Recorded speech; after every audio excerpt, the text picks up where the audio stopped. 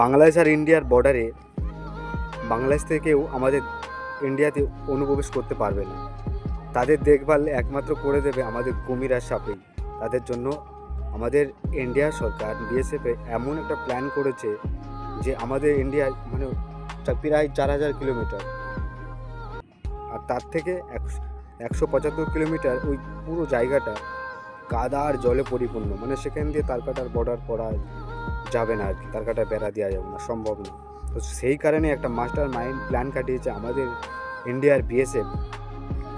বিগত 50 বছর ধরে বাংলাদেশিরা অনুপ্রবেশকারীরা এখান দিয়ে প্রবেশ করেছে, আর দুর্নীতিবাজ যারা ছিল তারা এখান দিয়ে প্রবেশ করে। আজকে সেইটা রোধ করার জন্য আমাদের ভারত সরকার যখন ছেড়ে দেবে কুমির আর সাপ, এরপরে যখন ওরা আসতে চাইবে কুমির আর সাপের সঙ্গে তাদের মোকাবেলা করতে হবে। আর মোকাবেলা করতে গেলে তার মৃত্যু নিশ্চিত। তো এরকম মাস্টার মাইন্ড করার জন্য আমাদের ইন্ডিয়ার বিএসএফের যে প্ল্যান, এটা আই স্যালুট এই প্ল্যানের জন্য। চলো, জয় হিন্দ, জয় ভারত।